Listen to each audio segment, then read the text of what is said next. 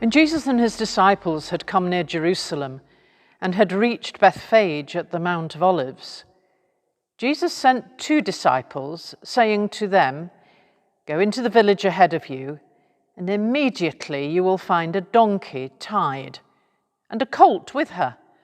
Untie them and bring them to me. If anyone says anything to you, just say this: 'The Lord needs them,' and he will send them immediately." This took place to fulfill what had been spoken through the prophet, saying, "Tell the daughter of Zion, look, your king is coming to you humble, and mounted on a donkey, and on a colt, the foal of a donkey." The disciples went and did as Jesus had directed them. They brought the donkey and the colt, and put their cloaks on them, and he sat on them. A very large crowd spread their cloaks on the road, and others cut branches from the trees and spread them on the road. The crowds that went ahead of him and that followed were shouting, "Hosanna to the Son of David! Blessed is the one who comes in the name of the Lord! Hosanna in the highest heaven!" When he entered Jerusalem, the whole city was in turmoil, asking, "Who is this?" The crowds were saying, "This is the prophet Jesus from Nazareth in Galilee." Welcome to Palm Sunday and Holy Week. I'm meant to be in the centre of Cardiff today, launching Holy Week, but like you, I've had to change my plans. And here I am, staying close to home in Llandaff. I'm thinking, perhaps like you are, of past Palm Sundays, when people gathered together inside or outside church, sometimes with a donkey, with palms, just like this one. And whatever the circumstances, wherever we were on those Palm Sundays, we'd have heard that same story that we've just heard now.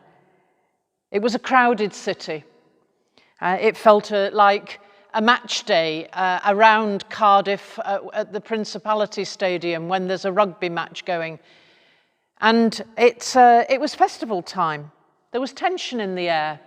Some of that tension was because people expected a confrontation between Jesus of Nazareth and the authorities. And when Jesus does arrive, it's in a way entirely unexpected, because he's making a point. This king is come with humility, not power. He identifies with the poor and needy, those who are cutting down palm branches and waving them. And in that single journey into the city, Jesus turns their expectations upside down. Well, we know what that feels like this year, don't we? To have our expectations turned upside down. They've been turned on their head in the last few weeks. Who are the celebrities in our society now?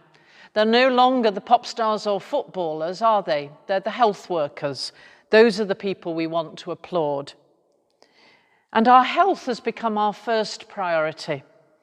What can we ask of the economy and the state that is more important than our good health? And what do we miss most in this time of restrictions? What do we miss more than being with those we love? No, there are no donkeys this year, no palm crosses in church, no Easter holidays or travel abroad.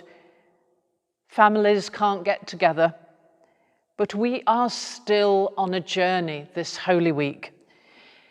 It's really the climax of the Christian year this week, and we do hope at the end of it to reach rescue and resurrection.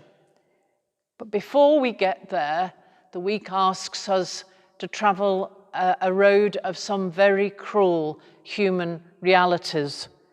We'll have to face up to betrayal and isolation, abandonment, and sometimes even despair in this story. It is a very hard journey together to face up to those human realities.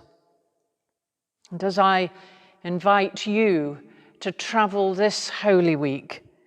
The first question is the one that the crowds with the palms, those who are waving on the road to Jerusalem, ask themselves. Who is this? This Jesus of Nazareth, what has he got to offer us? Can he, in this time of hard realities, give me the peace and courage that I need?